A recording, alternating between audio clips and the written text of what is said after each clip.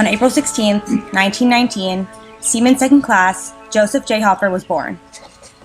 On April 16, 1944, he sailed out to the Pacific.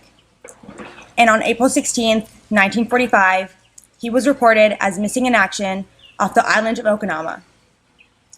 April 16th may be insignificant to some, but to Seaman Second Class Joseph J. Hoffer, it was the day he was born and the day he made the ultimate sacrifice for his country 25 years later. Born in Clifton, New Jersey, to Joseph and Marie Hoffer, immigrants who arrived from Hungary, Joseph Hoffer was the youngest of 4 children and the only boy. He attended St. Mary's School in Passaic, New Jersey, and Passaic High School.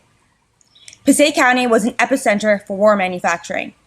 The area where he lived, Botany Village, produced textile manufacturing and contained woolen mills that produced U.S. Navy uniforms. His enlistment in World War II was delayed. He was initially rejected because a broken nose affected his breathing.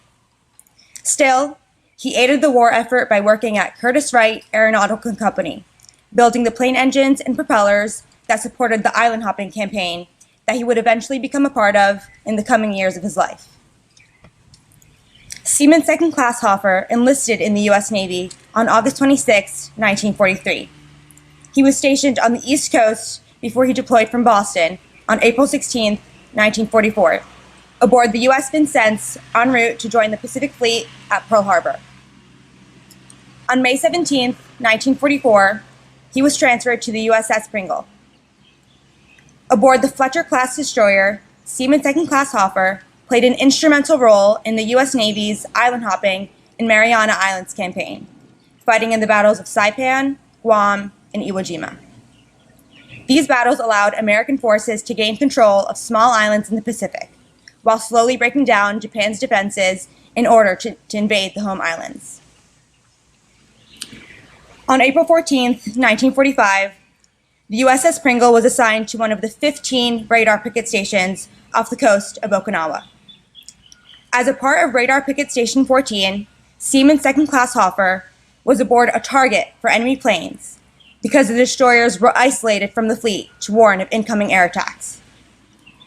On April 16, 1945, 3 Japanese kamikaze pilots attacked the USS Pringle.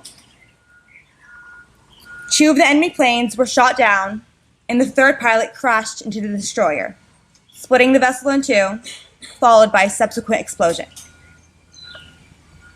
Seaman Second Class Hoffer was one of the 62 men reported missing in action. Almost 2 months after his death, American forces overwhelmed the Japanese in the Battle of Okinawa, and the U.S. obtained its final stepping stone for the invasion of homeland Japan. The sacrifice of Seaman Second Class Hoffer and the thousands of armed forces who gave their lives for their nation allowed the United States and the Allied powers to overcome fascism and dictatorship with democracy. A poem titled "A Place Unknown," written by the son of one of the survivors of the sinking of the USS Pringle, captures the sacrifice made by Seaman Second Class Hoffer and his fellow men in uniform. It reads, "The awful toll paid at the altar of sacrifice, known only as Picket Station 14. No statue yet stands, or words etched into gray stone, no tribute likely to be seen, but 'twas duty, not glory, and I know and remember an heir to Picket Station 14. Seaman Second Class Hoffer was posthumously awarded the Purple Heart on September 6, 1945. We owe our freedom to Seaman Second Class Joseph J. Hoffer and the men who fought alongside him. May he rest in peace.